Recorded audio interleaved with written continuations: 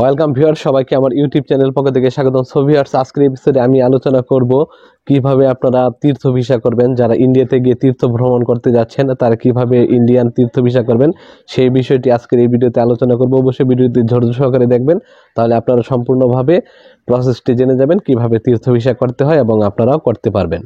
তো চলুন ভিডিওটি শুরু করা যাক।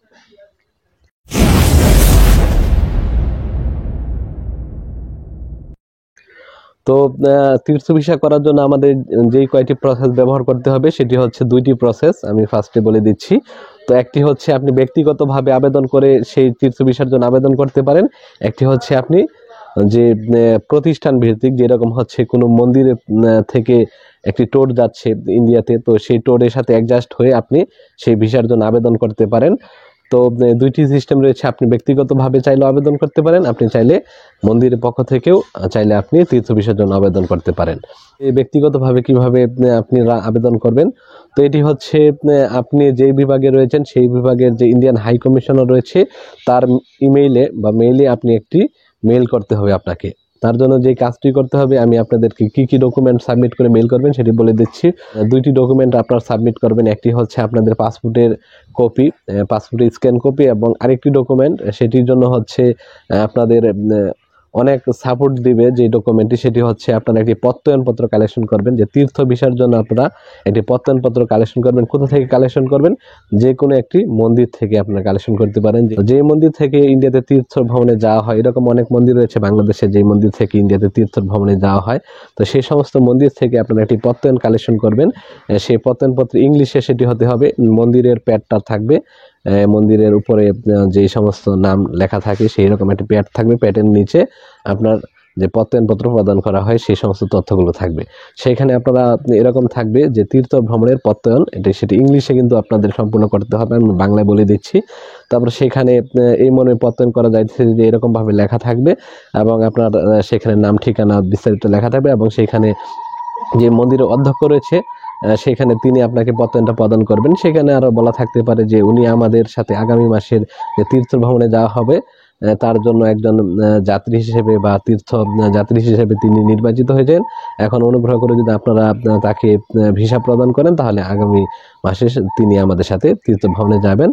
তো এরকম ভাবে একটি লেখা থাকবে প্রত্যয়ন, এবং সেইখানে নিচে ওনার স্বাক্ষর করা থাকবে অধ্যক্ষর। তো সেই মন্দিরের যে প্রধান রয়েছে তার স্বাক্ষর থাকবে। তো সেই ডকুমেন্টটি আপনারা কালেকশন করবেন। যদি আপনারা মন্দিরের পক্ষ থেকে যেতে চান সেই ক্ষেত্রে তো আপনাদের তারাই সেই ডকুমেন্ট কালেকশন করে দিয়ে দিবে। আবার যদি আপনি ব্যক্তিগতভাবে হন তাহলে যে কোনো একটা মন্দির থেকে এরকম একটি প্রত্যয়নপত্র কালেকশন করবেন, এবং পাসপোর্টের স্ক্যান কপি, দুইটি ডকুমেন্ট আপনারা ইন্ডিয়ান হাই কমিশনারের কাছে আগে ইমেল করবেন। আমি ইমেলগুলো ভিডিও ডেসক্রিপশন বক্সে দেওয়ার চেষ্টা করব, যদি না দিতে পারি তাহলে আপনারা অবশ্যই কমেন্ট করবেন। আমি কমেন্টে প্রত্যেকটা ইন্ডিভিজুয়াল যে বিভাগ রয়েছে সেই বিভাগের যে হাই কমিশনারের যে ইমেল রয়েছে সেই সমস্ত ইমেলগুলো আমি প্রোভাইড করে দিব, আপনারা সেই মেইলে ফার্স্টে মেইল করবেন। তো ফার্স্টে আপনাদের পাসপোর্ট স্ক্যান কপি এবং হচ্ছে প্রত্যয়নপত্রের স্ক্যান কপি, এই দুইটি সাবমিট করবেন, এবং মেইলে আপনারা লিখে দিবেন যে আমি একজন তীর্থযাত্রী হিসেবে যেতে যাচ্ছি, তো তার জন্য আমার ভিসা প্রয়োজন, অনুগ্রহ করে যদি ভিসা আপনারা দেন তাহলে কৃতজ্ঞতা প্রকাশ করছি, এরকম ভাবে একটি কিছু লেখা এখানে লিখে দিবেন, এবং কি কি ডকুমেন্ট সাবমিট করতেছেন সেগুলো উল্লেখ করে তাদেরকে একটা মেইল করবেন।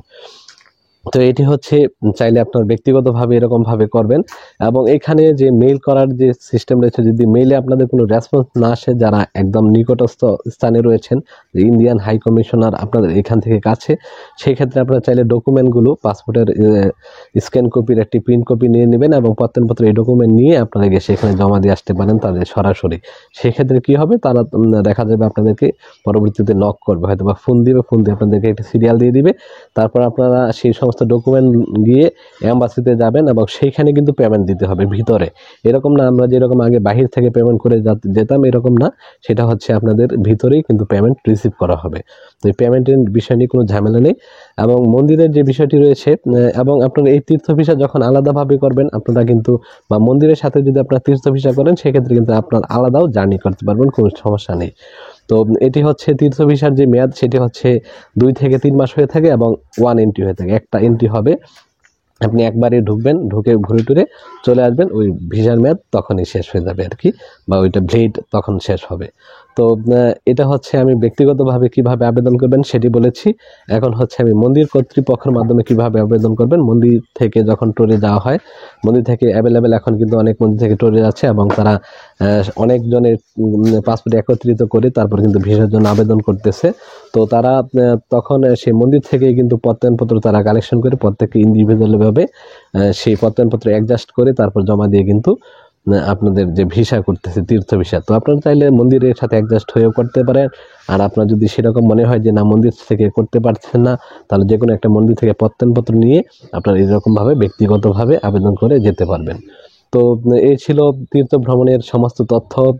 আর যারা আমার ভিডিওটি দেখতেছেন তাদের মধ্যে কেউ যদি তীর্থ ভিসা পেয়ে যদি ইন্ডিয়াতে ভ্রমণ করে আসেন বা তীর্থ ভিসা পেয়ে থাকেন, তারা অবশ্যই কমেন্টে আরও কিছু তথ্য দিয়ে আমাদের সকলকে সহযোগিতা করার চেষ্টা করবেন, সকলকে উপকৃত করার চেষ্টা করবেন এবং সবাই যেন তীর্থ ভ্রমণ করে আসতে পারে এবং সেই পূর্ণ ফল লাভ করতে পারে, সেটি আমরাও যেন সেই পূর্ণ ফলের ভাগিদার হতে পারি।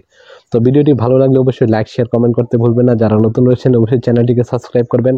তো আজ এই পর্যন্তই, ধন্যবাদ সবাইকে।